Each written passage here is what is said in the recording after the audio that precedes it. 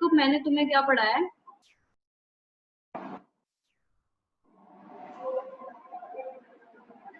Alright, सो अभी तक मैंने तुम्हें क्या पढ़ाया है? We have started chapter force. ठीक है, फोर्स क्या होता है? फोर्स बच्चे मतलब मोशन क्रिएट करने के लिए या फिर मोशन करने के लिए आपको फोर्स चाहिए होता है। ठीक है, सिंपल। और अगर आपको मोशन करना है तो उसके लिए भी कैसा फोर्स चाहिए होगा? अनबैलेंस फोर्स चाहिए होगा। अगर बैलेंस फोर्स रहेगा तो मोशन नहीं होगा। There will be no change in the speed और द डायरेक्शन और the velocity of the object, right? अब इस चैप्टर में 3 लॉज है मोशन के। पहला लॉ ऑफ मोशन क्या था? लॉ ऑफ इनर्शिया, कि अगर कोई ऑब्जेक्ट रेस्ट में है या मोशन में है तो अपनी स्टेट चेंज नहीं करना चाहता। वो रेस्ट में है तो रेस्ट में रहना चाहता है, और अगर मोशन में है तो मोशन में रहना चाहता है due to inertia of motion. अगर किसी लेफ्ट में घूम रहा है तो फिर लेफ्ट में घूमना चाहता है due to inertia of direction. ठीक है, तो इसको बोलते हैं इनर्शिया। इसकी कोई क्वेश्चन नहीं है, बट हाँ इसके लिए हमने एक दिया है तुम्हें जस्टिफिकेशन, कि अगर किसी चीज का मास ज्यादा होता है ना, anything which has higher mass has higher inertia. ठीक है, अब आते हैं सेकंड लॉ ऑफ मोशन पे। सेकंड लॉ ऑफ मोशन क्या कहता है? कि rate of change of momentum. Momentum क्या होता है? Mass into velocity. तो अगर किसी ऑब्जेक्ट का मोमेंटम चेंज होता है टाइम के हिसाब से, तो डायरेक्टली डिपेंड किस चीज पे करता है बच्चे? फोर्स पे। जितना फोर्स उस पर लगाओगे ना, उसी हिसाब से उसका मोमेंटम चेंज होगा। अगर आप फोर्स नहीं लगाओगे, नहीं दोगे उसको फोर्स, मोमेंटम चेंज नहीं होगा। बात समझ आ रही है? तो मोमेंटम का फॉर्मूला क्या होता है? Mass into velocity. तो पेज शेयर कर रही हूँ।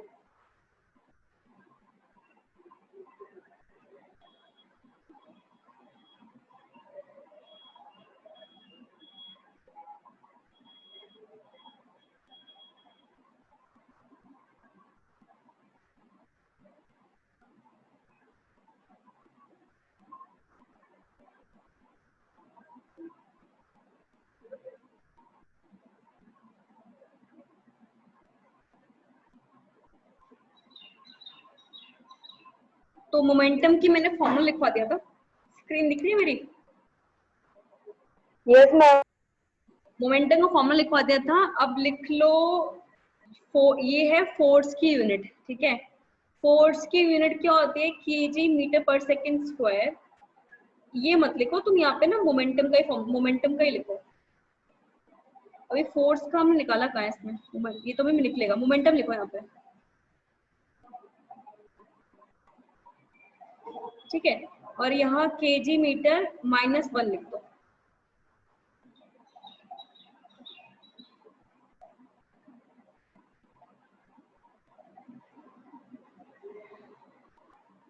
तो मोमेंटम का फॉर्मूला क्या होता है? Mass into velocity. तो ना मास की यूनिट क्या होती है? केजी, और वेलोसिटी की यूनिट क्या होती है? मीटर पर सेकंड। ठीक है, तो सेकंड लॉ जो होता है वो हमें देता है एक तरीका जिसके थ्रू हम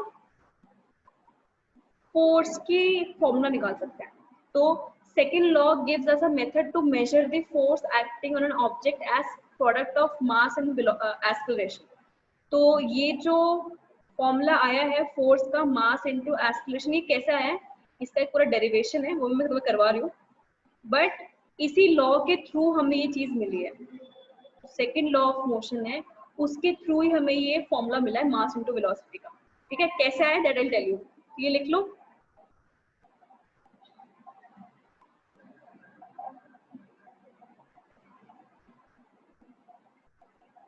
मैम द फोर्स के बाद क्या लिखा है? मैम द फोर्स के बाद क्या लिखा है? The second law gives us a method to measure the force acting on an object as product of its mass and acceleration। ये लिखा हुआ है।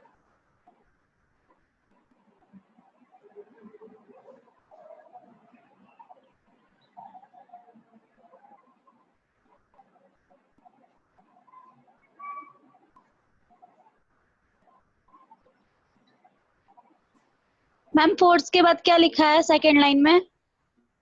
Acting, ACTING,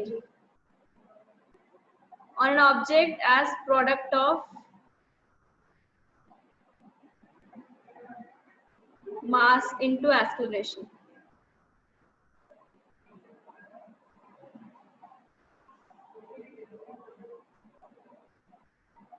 मैम मोमेंटम से मैम फोर्स का फॉर्मूला निकला है कि फोर्स से मोमेंटम का? मोमेंटम से फोर्स का फॉर्मूला है, फोर्स से मोमेंटम का फॉर्मूला नहीं है। मोमेंटम की वजह से फोर्स का फॉर्मूला है, सेकंड लॉस का फॉर्मूला है फोर्स का। फोर्स का फॉर्मूला था ही नहीं कभी मास इनटू एक्सीलरेशन, वो निकाला है हमने। तो ये तो रहने दो, ये लिख लो define 1 newton force. 1 newton force क्या होता है बच्चे? देखो मास फोर्स का फॉर्मूला क्या होता है, एक सेकंड रुको जरा। फोर्स का फॉर्मूला होता है मास इनटू एक्सेलरेशन।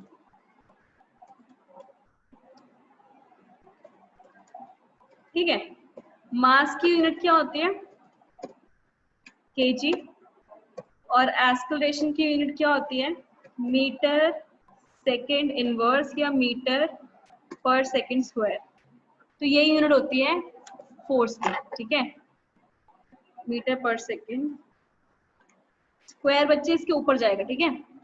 तो देखो बेसिकली इसी चीज को हम 1 न्यूटन कहते हैं।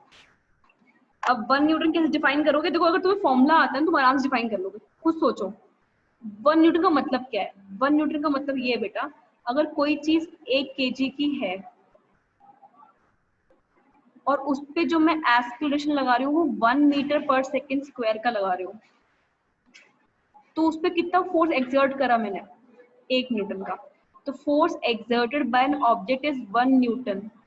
तब कहेंगे अगर मैंने उसमें 1 किलो के चीज पे और 1 केजी की कोई ऑब्जेक्ट है उसके ऊपर मैंने 1 केजी का एक्सेलरेशन प्रोड्यूस करा है या उस चीज ने प्रोड्यूस करा है, ठीक है। यूनिट का मास का मतलब है 1 मास, मतलब 1 किलो 1 केजी मास। तो सिंपल सा फॉर्मूला देखो, अगर कोई 1 किलो की चीज है और अगर वो 1 मीटर पर सेकेंड स्क्वायर का एक्सेलरेशन एक्सर्ट कर रही है तो उस वो कितना फोर्स अप्लाई करेगी इस चीज के ऊपर? 1 न्यूटन का। 1 न्यूटन का मतलब बेटा यही होता है, बट जो बंदा है उसकी श्रद्धा के लिए ना 1 न्यूटन, वॉटेवर न्यूटन का मतलब कुछ वैसे देखा जाए तो होता नहीं है, एक साइंटिफिक नेम है, ठीक है, साइंटिस्ट का। उसका एक्चुअली मतलब होता है KG metre per second square. Clear? इसके बाद एक दो क्वेश्चन लिखो, बोलो लिख दो क्वेश्चन, किसी को लिख दे।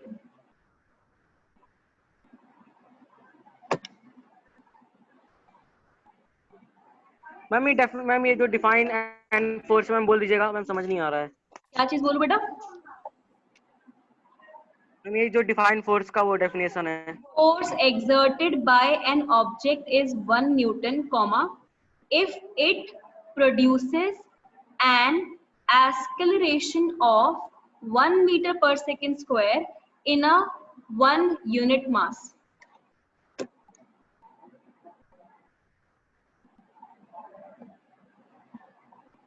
सुनाई दे क्या या दोबारा बोलो?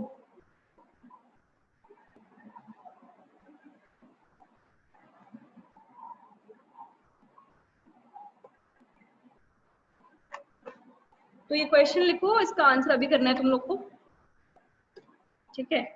A ball of mass 500 gram is thrown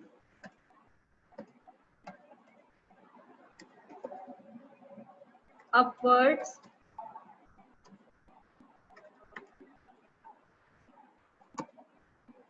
with a velocity of 15 meter per second, full stop. Calculate its momentum at the highest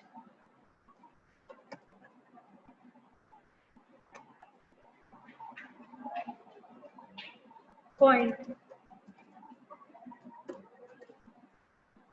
बताओ भाई इसका answer.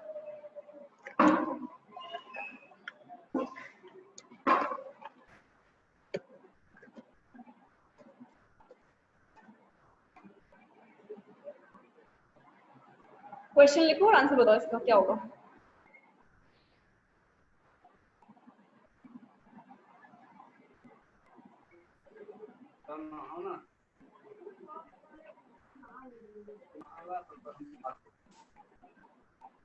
Ma'am 7.5 kilogram into metre पर सेकंड स्क्वायर।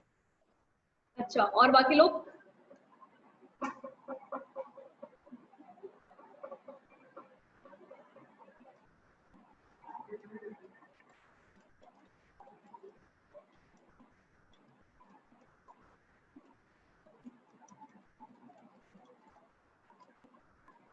बच्चे कोई बताएगा आंसर इसका, कोई और?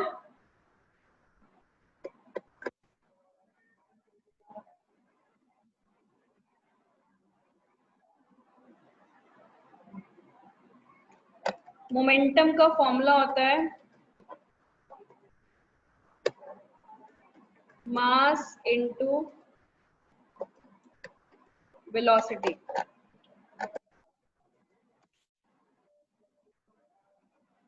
इसका आंसर बच्चे 0 है, ठीक है। अब क्वेश्चन है क्यों। तो बच्चे हमने बॉल को ऊपर फेंका है, तो जब बॉल को ऊपर फेंकते हैं तो उस केस पे उसकी final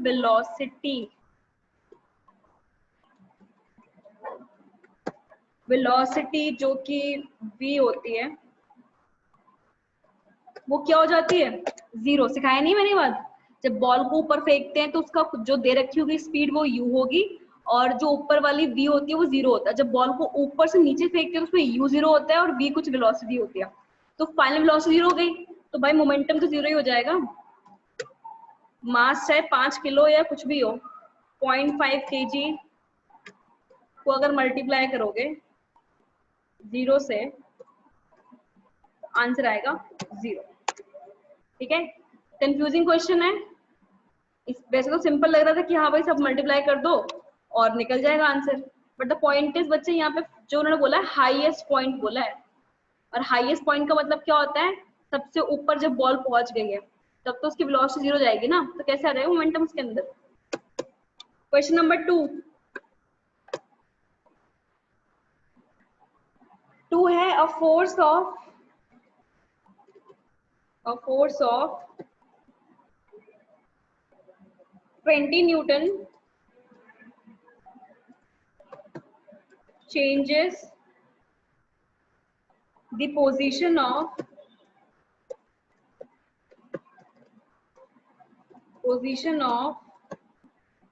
body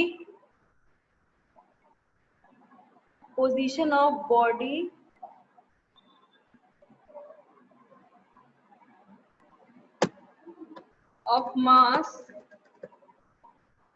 2 kg. Find the acceleration produced by the body.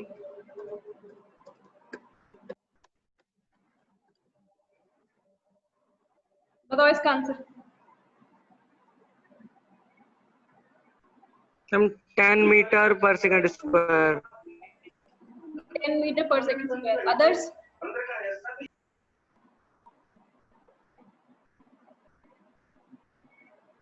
Yes, ma'am, 10 meter per second.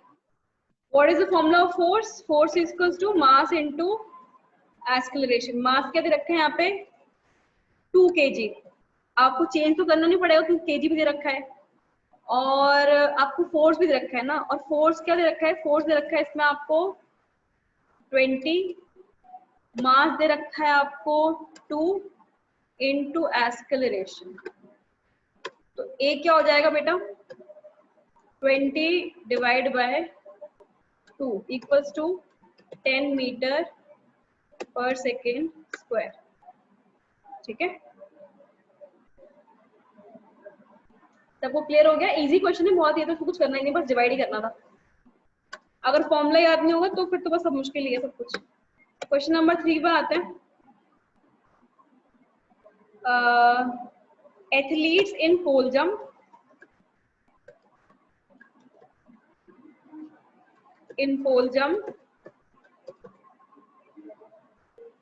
event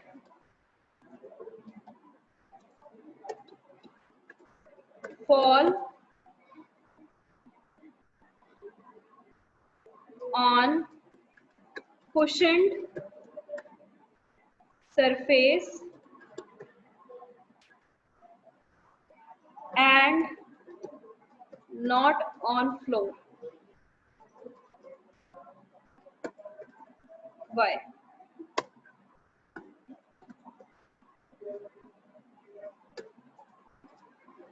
बताओ भाई, जब एथलीट्स पोल जंप करते हैं या हाई जंप वगैरह करते हैं, या तुमने देखा होगा, तो भाई वो कुशन सरफेस पे कूदते हैं, गिरते हैं, ठीक है। कुशन सरफेस से गद्दे वगैरह होते हैं, ना कि डायरेक्टली। मैम क्योंकि यदि वो मैम क्योंकि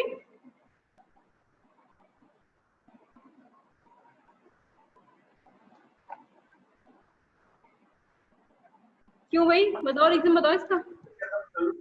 मैम क्योंकि मैम गिरते समय उनका मोमेंटम बहुत ज्यादा होता है, और मैम अगर वो फ्लोर पे मैम गिरेंगे तो अचानक से मैम उनका मोमेंटम 0 पे आ जाएगा, तो मैम उनको बहुत ज्यादा चोट लग जाएगी। इसलिए मैम कुशन पे गिराते हैं कि उनका मोमेंटम धीरे धीरे नीचे आए।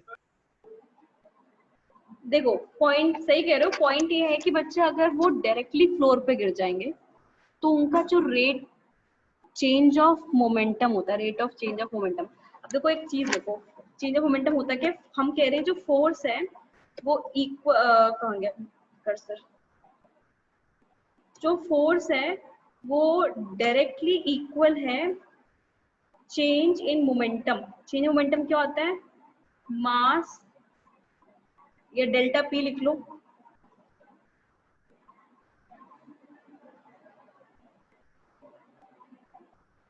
कहाँ गया, फोर्स होता है डायरेक्टली मोमेंटम अपॉन टाइम के उसमें होता है, ठीक है। जो फोर्स होता है वो डायरेक्टली डिपेंड करता है मोमेंटम और टाइम, ठीक है। तो अगर बच्चे किसी का मोमेंटम ज्यादा होगा तो फोर्स क्या लगेगा? ज्यादा लगेगा, इसलिए आपको ट्रक से ज्यादा चोट लगती है ना, और बाइसाइकिल से कम लगती है। पर अगर वो टाइम ज्यादा होगा तो फोर्स क्या लगेगा? कम लगेगा। क्यों? क्योंकि फोर्स जो है टाइम के उल्टा है। तो देखो क्या होता है, अगर तुम डायरेक्टली फ्लोर पे कूद जाओगे या गिर जाओगे तो तुम्हारा मोमेंटम जो चेंज हो रहा है, जो तुम्हारी स्पीड चेंज हुई है, जो भी चीज चेंज हो रही है, उसमें जो टाइम लगेगा वो कम लगेगा, तो फोर्स क्या होगा? ज्यादा लगेगा, इसलिए आपको ज्यादा चोट लगेगी अपनी बॉडी पे, ठीक है। लेकिन जब तुम कोई कुशन मतलब कोई गद्दा लगा दोगे तो उसमें जो तुम्हारा मोमेंटम चेंज होगा, चेंज तो वैसे हो जितना पहले चेंज हो रहा था, लेकिन अब जो टाइम है उस चीज को, गद्दे की सॉफ्टनेस की वजह से आपका वो टाइम थोड़ा सा बढ़ जाएगा, और टाइम बढ़ेगा तो फोर्स क्या होगा? कम लगेगा, इसलिए आपको चोट कम लगेगी। आपका वो जो फोर्स क्या है यहाँ पे, जो तुम कूद रहे हो उसके बाद जो तुम्हें चोट लग रही है तुम्हारी बॉडी पे या पैर घुटने जो भी, वही तो फोर्स है इस केस में, इसलिए, ठीक है। तो चाहो तो आंसर कहो तो लिख देती हूँ आंसर, या फिर लिख लो, चलो लिख दे रही हूँ आंसर। इससे एक क्वेश्चन और भी बनता है, बताती हूँ, पहले आंसर लिख लो। When athletes, हो गया कोई class? When athletes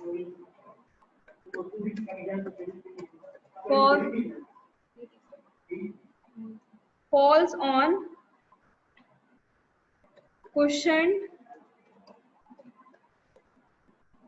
surface, comma, the change in momentum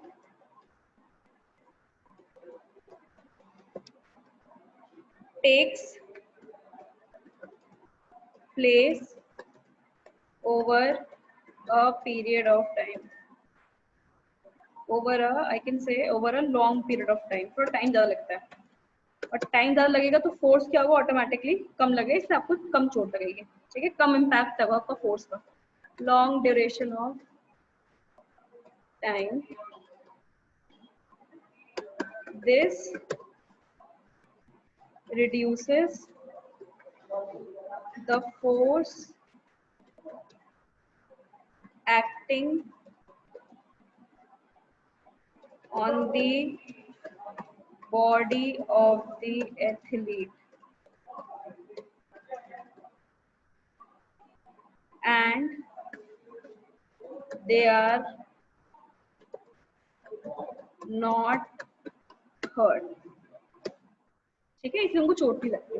तुमने देखा होगा क्रिकेट वगैरह में भी जब वो बॉल कैच करते हैं, ठीक है, तो हल्का सा अपना हाथ पीछे करते हैं। तुम सब भी खेलते तो करते होगे, हाथ पीछे करते होगे। हाथ पीछे करने का फायदा क्या, पीछे करने का फायदा क्या होता है बच्चे, नीचे की तरफ करने का, वो आपका टाइम बढ़ जाएगा।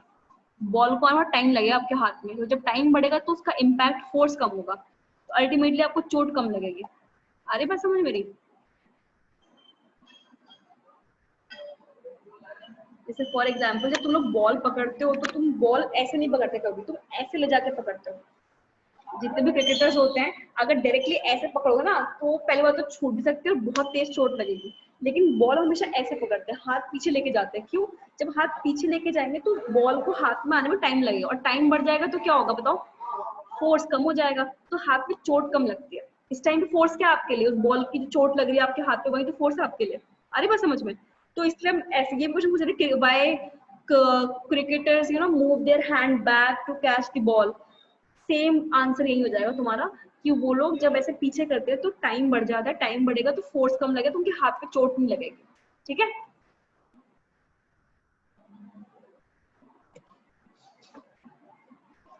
तो हट्टी लिख लिया, नेक्स्ट पेज डालू।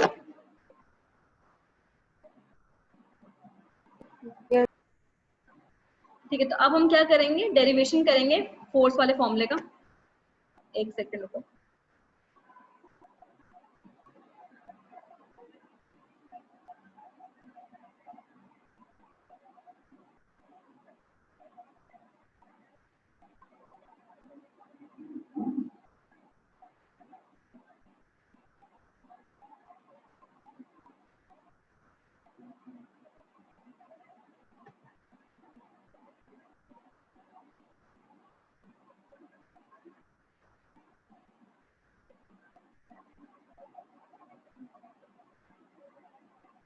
ठीक है,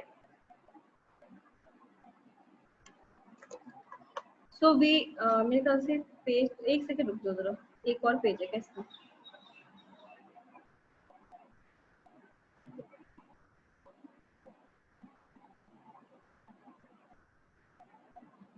ठीक है, तो ये पेज लिखो, force necessary to change momentum of an object depends on time rate at which momentum is change. मतलब कि आपको कितना फोर्स, जैसे मान लो मुझे एक ट्रक को रोकना है, एक कार को रोकना है, एक बाइसाइकिल को रोकना है, तो अगर उसको रोकने के लिए मुझे कितना फोर्स लगेगा ये डिपेंड करता है उसके मोमेंटम पे और उसके टाइम पे। समझ रहे मेरी बात? जैसे मूवी देखी तुमने रावण देखी, इसमें से वो शाहरुख खान ट्रेन को रोकता है, तो उस ट्रेन को रोकने के लिए जो उसने फोर्स लगाया होगा वो डिपेंड कर रहा हो कि उस ट्रेन का कितना मोमेंटम है और टाइम के हिसाब, उसको कितने टाइम में रोकना है, उस हिसाब से फोर्स लगाना पड़ता है उसको रोकने के लिए। अब आते हैं सेकेंड लॉ ऑफ मोशन को, हम लोग से हम एक फॉर्मूला करें, formulation of second law of motion, मतलब उसी सेकेंड लॉ ऑफ मोशन को यूज करके now we are creating a formula for force, right? So ये लिख लो, ये आपको लिखना पड़ेगा। सपोज मास ऑन ऑब्जेक्ट क्या है, m है, जो कि एक स्ट्रेट लाइन में मूव कर रहा है with the initial velocity u। ठीक है, ये गलत लिख रहा है, थोड़ा सा ठीक कर लेना। इनिशियल वेलोसिटी u होगी और फाइनल वेलोसिटी v हो। ठीक है, with an initial velocity u, final velocity v, और by an application of constant force, force कितना लग रहा है उस पे f, by constant force f, और टाइम दिख रहा है एंड टाइम t, तो सब हमने डिनोट कर दिया है कि उसमें उसको मास m है, इनिशियल वेलोसिटी u है, फाइनल वेलोसिटी v है, एप्लीकेशन जो लगाया फोर्स का वो f है, और जो टाइम लग रहा है वो t है। तो इनिशियल मोमेंटम क्या होगा, इनिशियल मोमेंटम को हम लिख रहे हैं, इसको मैं लिख देती हूँ,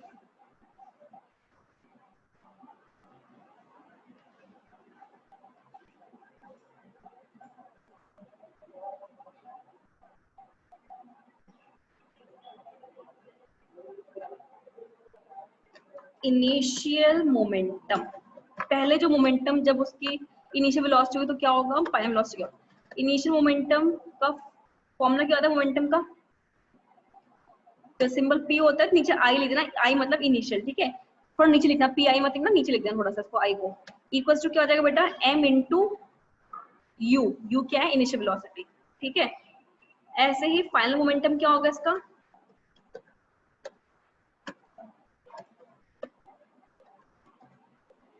उसको आप लिख दो पी एफ, वो हो जाएगा m इंटू वी, ठीक है।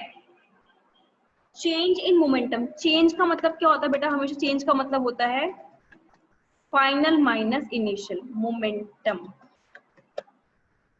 चेंज इन मोमेंटम क्या हो जाएगा, P F minus P I, जो एक्चुअली क्या हो जाएगा, पी एफ की वैल्यू क्या है हमारी, मास इनटू फाइनल वेलोसिटी, और पी आई की वैल्यू क्या है हमारी, mass into initial velocity, into initial velocity, ठीक है। अब इसको चाहे तो हम मास को क्या कर सकते हैं, इसमें कॉमन कर सकते हैं, कॉमन ले लो मास को, दोनों में कॉमन ले जाएगा, तो चेंज इन मोमेंटम हो रहा है, क्या हो रहा है, क्या हुआ बेटा, अपॉन में टाइम नहीं लगेगा मैम, चेंज इन मोमेंटम है तो, क्या बेटा, मैम ये चेंज इन मोमेंटम है तो मैम अपॉन में टाइम नहीं लगेगा। अभी टाइम नहीं लिख रही मैंने, ये नहीं बोला rate of change of momentum, मैंने सिर्फ चेंज बोला है। चेंज क्या होता है हमेशा फाइनल माइनस इनिशियल, जब रेट बोलूंगी ना तब टाइम लगा दूंगा, अभी टाइम लगाया नहीं है, अभी सिर्फ हम मोमेंटम की बात करें, अभी हम टाइम भी लिखेंगे इसमें, नेक्स्ट पेज पे आएगा वो। तो इनिशियल मोमेंटम क्या हो गया, mass into initial velocity, final momentum हो गया एमवी। चेंज क्या होगा बेटा, हमेशा चेंज का मतलब होता है बड़े में से या फाइनल माइनस इनिशियल, ठीक है। अब फाइनल इसकी क्या आती है एमवी, और इनिशियल क्या आती है इसकी एमयू, तो मैंने इसको कॉमन करके निकाल दिया, तो आपका चेंज इन मोमेंटम क्या आ रहा है, मास और ब्रैकेट में v माइनस यू, ये चेंज इन मोमेंटम है, ठीक है, इतना लिख लो।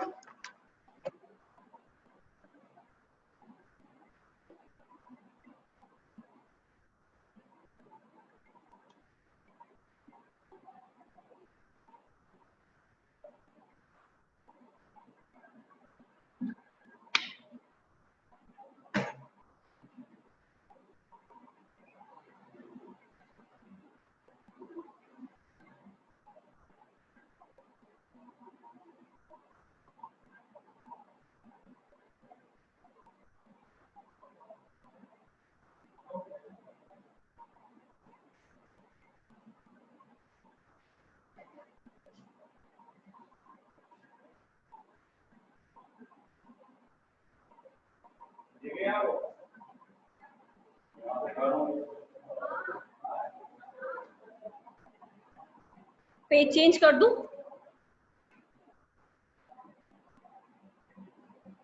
यस मैम, सबका हो गया, yes ma'am.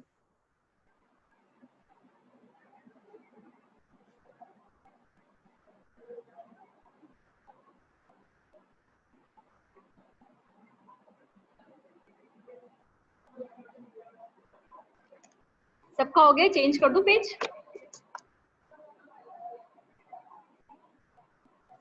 Yes ma'am. Okay.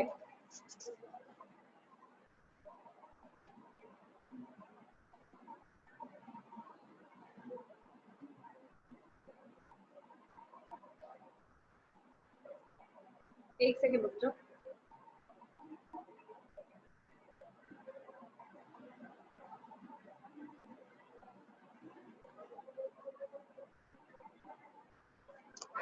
तो rate of change of momentum किसके बराबर होता है बेटा, फोर्स के, ठीक है।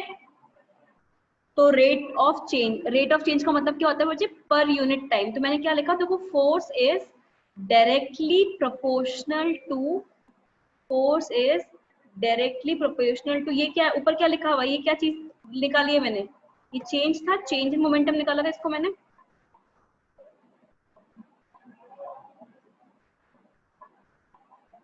ये क्या है, ये आपका है चेंज इन मोमेंटम, और ये क्या हो गया, टाइम क्या हो गया इसमें, रेट, टाइम के हिसाब से rate in change of momentum, ठीक है। तो इस प्रोपोर्शनैलिटी कांस्टेंट, उसको साइन को डालेंगे, हमने कांस्टेंट लगा दिया k, ठीक है।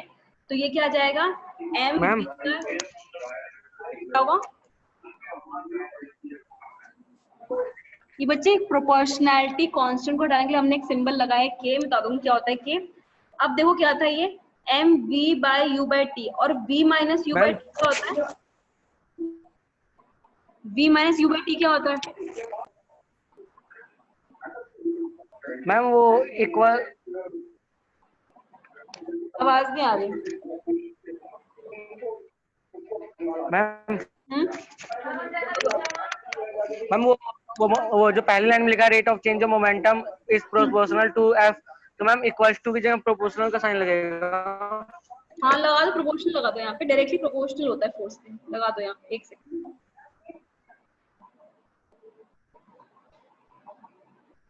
ठीक है बच्चे, v minus you by T क्या होता है? एस्केलेशन का फॉर्मूला है। क्या होता है escalation? Rate of change of velocity. तो रेट ऑफ चेंज क्या होता है? v minus you upon T. तो हम v minus you upon T क्या लिख सकते हैं? a लिख सकते हैं। तो बच्चा क्या है? ma आ गया ना फॉर्मूला फोर्स वाला जो कहा था मैंने। तो ये formula second law of motion से डिराइव हुआ है। ठीक है, जहां पे जो k है that is your proportionality constant. जो आपका k है वो क्या है? प्रोपोर्शनैलिटी कांस्टेंट है। इसकी एक फिक्स वैल्यू है, तो आपको ज्यादा चिंता नहीं करनी है, आप directly f equals to ma ले सकते हैं। ठीक है, तो बच्चे सेकेंड लॉ से ही ये फॉर्मूला निकला है। सेकेंड लॉ से फॉर्मूला निकला है, फॉर्मूले से लॉ नहीं निकला है, सेकेंड लॉ से फॉर्मूला आया है, ये बात ध्यान रखना।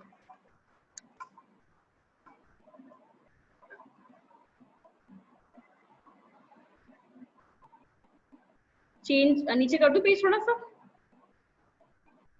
Yes ma'am. तो k यहाँ पे प्रोपोर्शनैलिटी कांस्टेंट है, जिसकी यूनिट है यहाँ पे हम इसकी यूनिट 1 लेके चलते हैं, सो दैट कि मतलब हमने ऐसी यूनिट चूज करी है फोर्स की। जब फोर्स तुम्हारा 1 होगा, 1 kg होगा और एस्केलेशन 1 मीटर सेकंड स्क्वायर होगा, तो इसकी यूनिट ऑटोमेटिकली क्या हो जाएगी? 1 हो जाएगी। तो हमने इसकी यूनिट को 1 चूज कर रखा है फॉर स्ट्रेट लाइन मोशन। ठीक है, तो unit of force is so chosen that the value of constant become 1। इसकी वैल्यू 1 रहे, सो दैट कि हमारे फॉर्मुलेज में इसको हम फिर से इंक्लूड भी नहीं करते हैं, राइट। तो for now 1 unit force is defined as amount of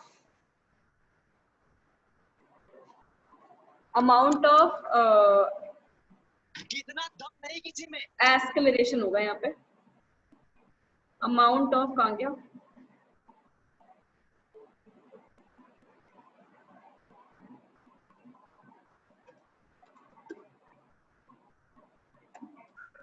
ma'am हमें k की वैल्यू क्या हुआ? मैम k की वैल्यू 1 कैसे हो गई? हमने फोर्स की वैल्यू ऐसे चूज करी है कि अगर हम मास को 1 kg ले लेते हैं, एक्सेलरेशन को 1 ले लेते हैं kg मीटर पर सेकंड, हमने फोर्स की ऐसी वैल्यू चूज करी है सो दैट कि इस कांस्टेंट की वैल्यू 1 रहे। हमने उसको, ये मैथमेटिकल कैलकुलेशन है कि हमने फोर्स को ऐसा कुछ चूज करा हुआ है, ऐसा इस तरीके से करा हुआ है कि इसकी वैल्यू अपने आप 1 बन जाती है। जैसे हमारे पाई की वैल्यू 2.314 है ना, या 227 है, तो जैसे कांस्टेंट की वैल्यू होती है अलग अलग, ऐसे इस कांस्टेंट की वैल्यू हमने इस तरीके से निकाली है कि ये वैल्यू 1 ही आती है। तो इस कांस्टेंट की वैल्यू 1 है, और 1 को किसी से मल्टीप्लाई करोगे तो आंसर फर्क नहीं पड़ता, इसलिए मास फोर्स का फॉर्मूला m × a लेते हैं। जैसे पाई की वैल्यू 2.314 है, ग्रेविटेशन कांस्टेंट की वैल्यू है, ग्रेविटी की वैल्यू 9.8 मीटर पर सेकंड स्क्वायर है, एस्पिरेशन की जो वैल्यू है, ऐसी इस कांस्टेंट की जो हमने मैथमेटिकल वैल्यू निकाली है वो हमने इस तरीके से निकाली है, या फिर जो भी निकाली है that has come out to be 1। तो 1 को किसी से मल्टीप्लाई करोगे फर्क तो पड़ता नहीं है, इसलिए हम डायरेक्टली फोर्स का फॉर्मूला ma लिख देते हैं। जैसे पाई की वैल्यू फिक्स है ना, ऐसी इसकी वैल्यू 1 है। जब 2.314 आ सकती है तो 1 क्यों नहीं आ सकती? ठीक है, और वो आई कैसे? That comes under maths. ठीक है, जिन्होंने मैथमेटिक्स में ये करा होगा उनके हिसाब से हो जाएगा। तो ये लिख लो भाई, 1 unit of force is defined as amount produces an acceleration of 1 meter as amount। Ma'am k 1 कैसे हो जाएगा? एक सेकंड बच्चे, as क्या बोल रहे हो? फिर से बोलना, क्या बोला? मैं सुनाई नहीं दिया था, क्या बोल रहे हो? मैम K1 कैसे हो जाएगा? K वही वही तो बोल रही हूँ बेटा, जब हमने जिसने भी इसकी वैल्यू कैलकुलेट करी है इस कांस्टेंट की, तो जब उन्होंने कैलकुलेट करी है तो ये वैल्यू बन आई है। पाई की वैल्यू 2.314 कैसे आई है बताओ, बताओ कैसे आई 2.314? ना तो कैलकुलेट की गई थी। कैलकुलेट की गई है राइट। ग्रेविटी की वैल्यू 9.81/2 कैसे आई है? कैलकुलेट की गई है राइट। तो बोल मैम इसलिए जब इसकी वैल्यू हमने कैलकुलेट करी तो वो बनाई है। 1 भी तो एक नंबर है, वो नहीं आ सकता क्या? तभी तो ये फॉर्मूला इजी हो गया, ठीक है। So for 1 unit of force it is defined as acceleration, काट दो एक्सेलरेशन, यार क्या लिखा है, is defined as when a body, एक सेकंड रुको, व्हेन अ बॉडी बच्चे एक सेकंड अभी लिखना मत इसको, व्हेन अ बॉडी, गलत लिखी हुई है, produces body produces an acceleration of 1 meter per second square in an object of 1 kg। अगर कोई बॉडी जो 1 किलो की है और वो 1 मीटर पर सेकंड स्क्वायर का एक्सेलरेशन लगा रही है तो क्या होगा? 1 न्यूटन फोर्स होगा। फोर्स की यूनिट क्या होती है बेटा? 1 kg इंटू 1 मीटर